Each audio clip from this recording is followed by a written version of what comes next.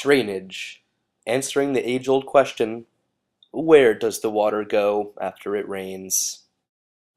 Drainage can be defined as the collection and discharge of rainwater that has fallen. This excess water can either become runoff or it can be absorbed into the soil. Vegetation plays a very important role in runoff because it slows it from reaching the drainage basin, so it is not overwhelmed. An overwhelmed drainage basin will cause flooding and can be very dangerous. If vegetation is removed, there will be a very large increase in runoff, which means that water will be lying around on the surface instead of being absorbed into the soil and will cause flooding. In recent times, human development has caused an increase in runoff due to the use of materials that are impervious to rainwater.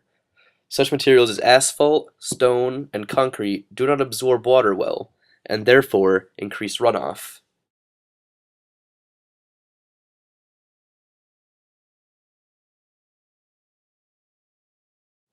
In this demonstration, you will see how well soil can absorb water. Notice how there is very little runoff after the water has been absorbed.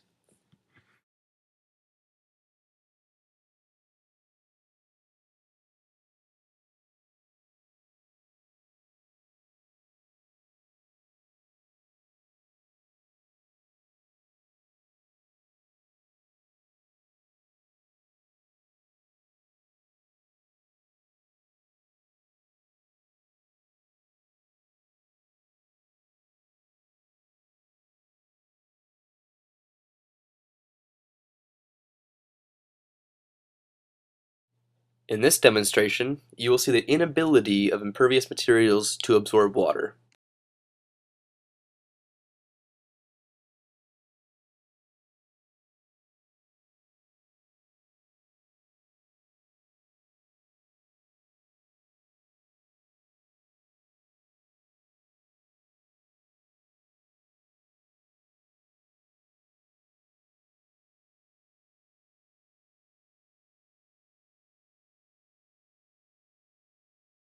So, the big question is, how do we prevent runoff in commercialized and urban areas?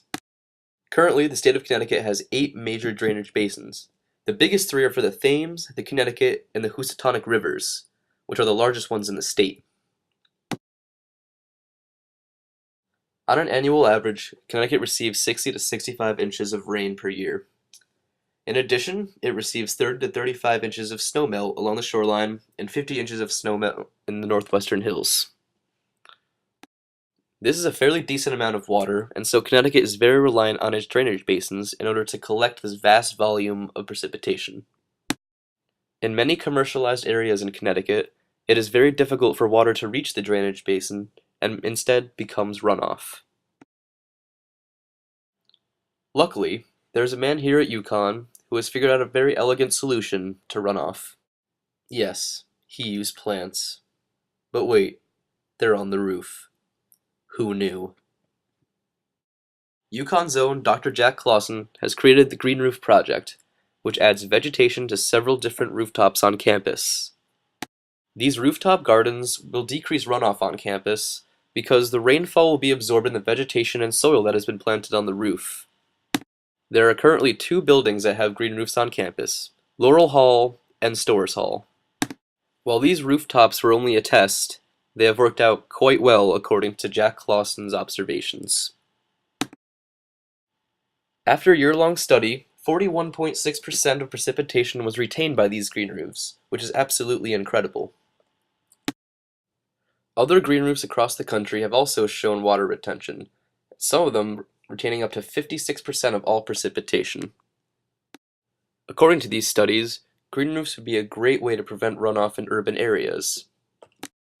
Because soil and vegetation is the best way to prevent runoff, green roofs should be implemented all across the state. Of course, urbanization is growing at a very rapid rate, and therefore we should be implementing solutions to these kinds of environmental problems.